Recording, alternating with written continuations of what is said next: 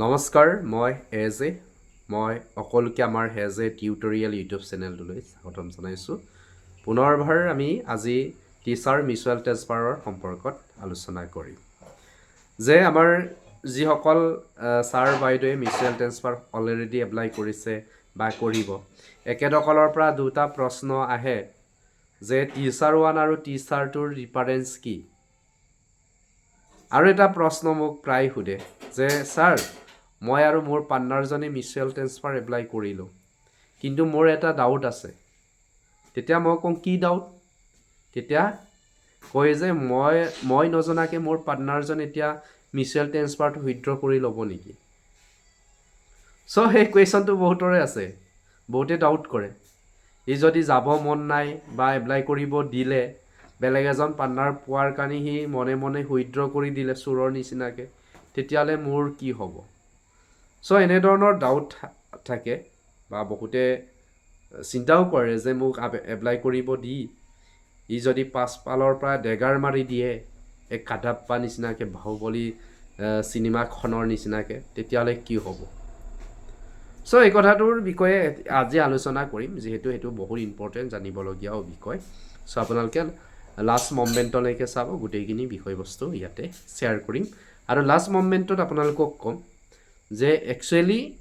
আমাৰ মিউচুৱেল ট্ৰান্সফাৰৰ অৰ্ডাৰবিলাক কেতিয়া ওলাব এতিয়া চাওক যে মিউচুৱেল ট্ৰান্সফাৰ যেতিয়া এপ্লাই কৰিব এপ্লাই কৰাৰ পাছত তাতে ষ্টেটাছত ওলাব আমাৰ টিচাৰ 1 এণ্ড টিচাৰ 2 এতিয়া টিচাৰ 1 কোন হয় বা টিচাৰ 2 কোন হয় যে আপুনি মিউচুৱেল কৰিলে দুইজন পাৰ্টনাৰ মিলাই যে যিজনে আপোনাক ৰিকুৱেষ্ট পঠাব এই যিজন ৰিকুৱেষ্ট পঠাইছে নহয় এইজন হ'ব টিচাৰ 1 আৰু যিজনে একচেপ্ট কৰে এইজন হ'ব টিচাৰ 2 তাৰমানে কি হ'ল যোনে আগত পঠাইছিলে সেইজন নাম্বাৰ 1 আৰু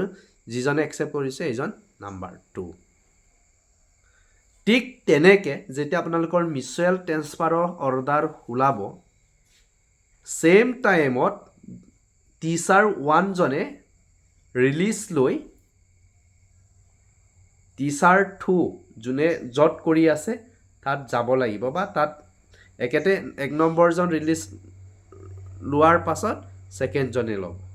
তেনেধৰণে এটা ৰুলছ মানুহে বনাই লোৱা এটা ৰুল যে টিচাৰ 1 জন আহিলেহে মই যাব পাৰিম তেনেকুৱা নহয় অৰ্ডাৰ ওলোৱাৰ পাছৰ ৰখি থকাৰ কোনো প্ৰয়োজন নাই হেডমাষ্টাৰো ৰখাব নোৱাৰে কোনেও ৰখাব নোৱাৰে মিউচুৱেল ট্ৰান্সফাৰৰ ক্ষেত্ৰত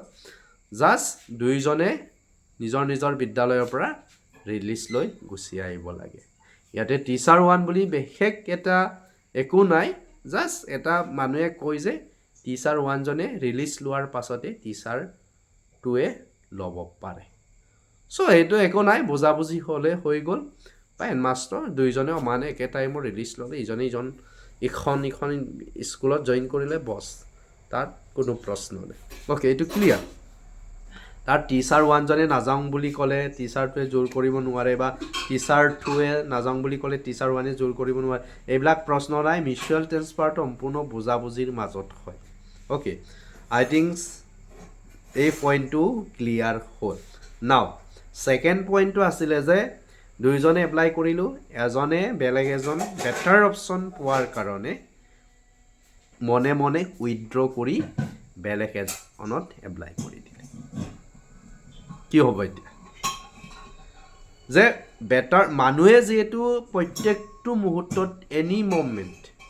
এনি প্লেচ মানুহৰ এটা চৰিত্ৰ আছে যে বেটাৰ অপশ্যন বিচাৰে চ' বেটাৰ অপশ্যন বিচাৰি যোৱাৰ কাৰণে দুজন টিচাৰে অলৰেডি মিউচুৱেল এপ্লাই কৰি থোৱা আছিলে চ' এজনে যিহেতু বেটাৰ অপশ্যন পাইছে চ' একেতৰ নজনাকৈ মনে মনে উইথড্ৰ কৰি দি ইজনৰ লগত এপ্লাই কৰিলে চ' এই অপশ্যনটো নাই যিটো আপোনালোকে ভাবি আছে নহয় এই অপশ্যনটো মিউচুৱেল ট্ৰান্সফাৰৰ ক্ষেত্ৰত এপ্লাই কৰিব নোৱাৰে যদি একেতে উইথড্ৰ কৰিব বিচাৰে বা এই মিউচুৱেল ট্ৰেন্সফাৰ যিটো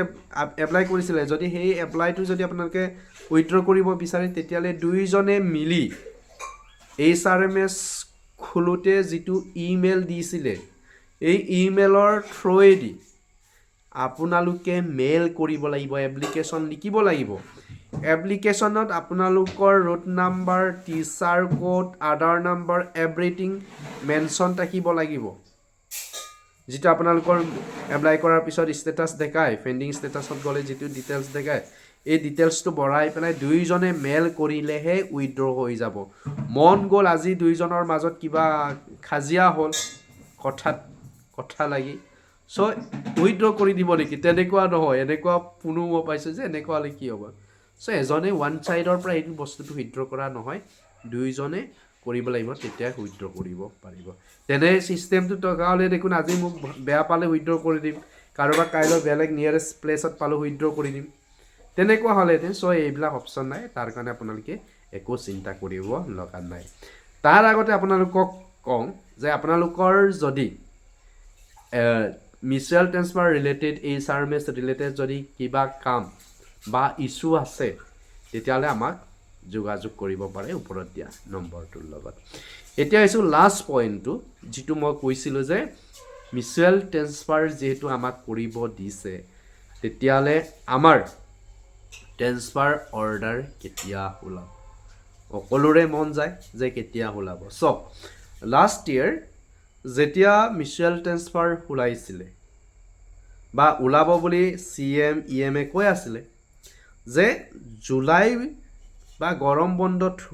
অৰ্ডাৰখিনি যিমান আছে উলিয়াই দিয়া হ'ব 1 আগষ্টৰ পৰা সকলোৱে যাতে নতুন বিদ্যালয়ত গৈ ক্লাছ কৰিব পাৰে চ' এইটো সম্পূৰ্ণৰূপে কি হৈ গ'ল মানে কি হয় জিৰ' একো নাই মানে ভেলুলেছ হৈ গ'ল তাৰ পাছত ছেপ্টেম্বৰ মাহৰ পৰাই কি হৈ গ'ল অৰ্ডাৰবিলাক লাহে লাহে ওলাব ধৰিল অক্টোবৰ মানলৈকে ওলালেগৈ বা কণ্টিনিউ নৱেম্বৰ ডিচেম্বৰলৈকেও কিছুমানৰ ওলালেগৈ বা জানুৱাৰীটো ওলালে বিভিন্ন কাৰণত চ' এইবাৰ যিহেতু তোমাৰ গভৰ্ণমেণ্টটো নিউ হ'ব যে নতুন চৰকাৰ গঠন হ'ব কি চৰকাৰ কংগ্ৰেছ আহেনে BJP আহেনে কি চৰকাৰ আহে XYZ আহিব যিয়ে নহওক যেতিয়া এইখিনি কৰালৈকে মই ভাবোঁ যে এইবাৰটো ছেম কণ্ডিশ্যন হ'ব